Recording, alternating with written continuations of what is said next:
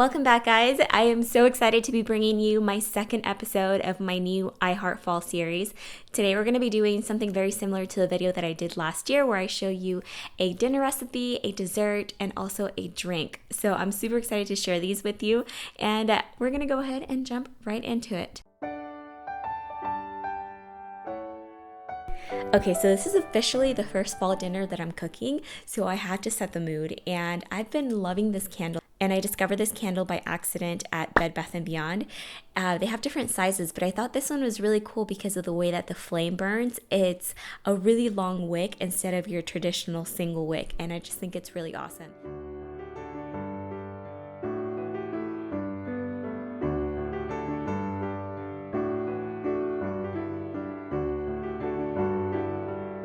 In my last video, I showed you how to make a coconut spice latte. So in this video, I thought I'd share with you a tea recipe, and I grew up drinking this. They call it té con leche in Panama, which is just tea with milk, but I believe in the US they call it chai latte or chai tea, and it's super simple. You just brew some cinnamon sticks. You could either brew it in the pot or you can let it simmer with hot water, which is what I did here. You let it simmer for about 30 minutes, and then the water is going to get infused with that cinnamon, and you pour it in your cup. Which, can we talk about this cup, you guys? How adorable is it? I know we're not drinking coffee, but that doesn't matter. The cup is so pretty. It makes me happy. I got it at Home Goods. And then after that, you add some milk, and you can definitely substitute it for any other type of non-dairy milk if you prefer. And then I add sugar to that, and it is so good.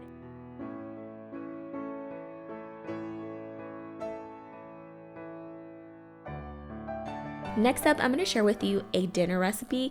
You can definitely have this for lunch, breakfast, whenever you want, any time of the year, but apples and pears are really abundant around this time of the year, so I definitely wanted to create a dish that included pears. So this is a flatbread or pizza, just kind of depending on what kind of dough you use. I'm using a really thin crust pizza dough, and I buy my pre-made because I'm not a baker, but if you're really good at baking, definitely bake your own crust.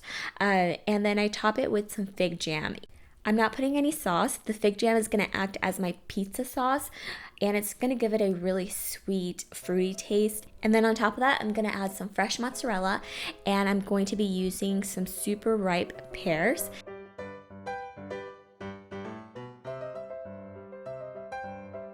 Before I put it in the oven, I drizzle it with some extra virgin olive oil to help caramelize those pears and help crisp up the crust. Oh, and right before I put it in the oven, I added some prosciutto to it to add a little bit of saltiness to complement that sweetness.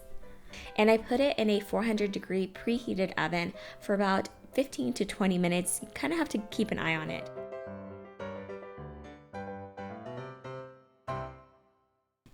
So while the pizza's cooking, I can't imagine doing anything better than watching some fall TV. So many of our favorite shows come back during the fall time, like Modern Family, Blackish. Let me know what shows are your favorites and which ones you're watching, because we're definitely looking for some new ones this season.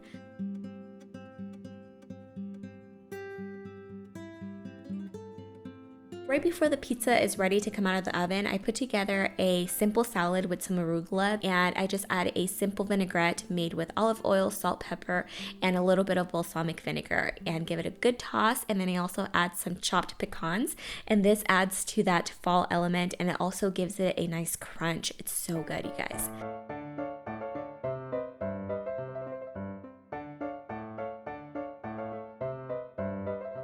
I could eat this just like this, but to take it over the top, we're going to be adding some balsamic reduction, and you can definitely make your own, but I really like this one. I get it at H-E-B, and I know you can also get it on iHeart.com. So I'm drizzling that on top of the pizza, and then I'm going to add that bed of arugula on top. It is so amazing. All of the combinations of the salty prosciutto, the really sweet pears, the tanginess of the balsamic vinegar, it just tastes amazing, and I really hope you guys give it a try.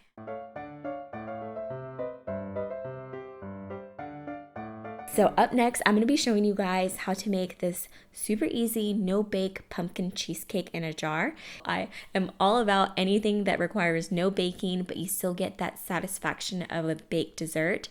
So I'm starting off by crushing some graham crackers, and I'm going to be adding a little bit of melted butter to it just to create a crust.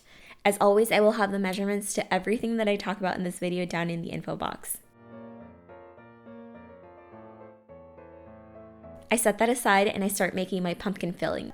For the pumpkin filling, I'm going to be using 1 package of cream cheese, and then to that I'm going to add half a can of pumpkin puree. You can definitely add the whole can to it, but I personally don't like it to be super pumpkin-y, if that's even a word. I like it to taste more like cheesecake with a hint of pumpkin. Then I add some powdered sugar to that, and I also added a little bit of pumpkin spice to it because it has other spices like nutmeg. It also has cinnamon in it, and I just really like the flavor that it gives.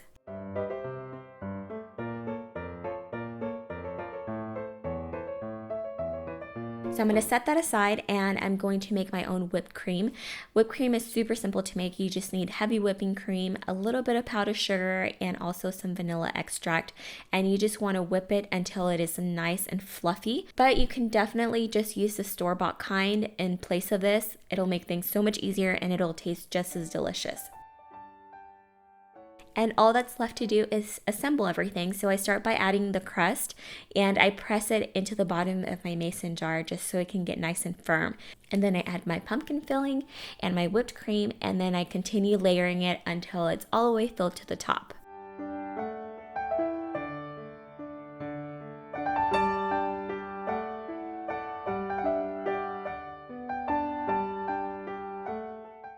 This would also make a really cute gift if you want to make extra and pass it out to your friends and family. You could tie a little ribbon on it, and trust me, nobody's gonna say no.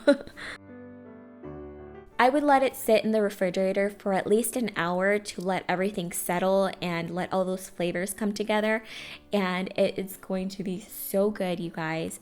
This is definitely good enough to share with somebody else. It's a lot for one person, but it is delicious, and I hope you guys give it a try. I hope you enjoyed this video. Let me know in the comments down below what you would like to see for my next fall series. If you missed my first episode of my iHeart Fall series, it will be playing right here on the screen. In that video, I show you how to make my favorite fall time latte, and I also show you some really simple but chic decor ideas that you can make yourself for really inexpensive. If you're new to my channel, I hope you subscribe, and I will see you guys next time. Mwah! Bye.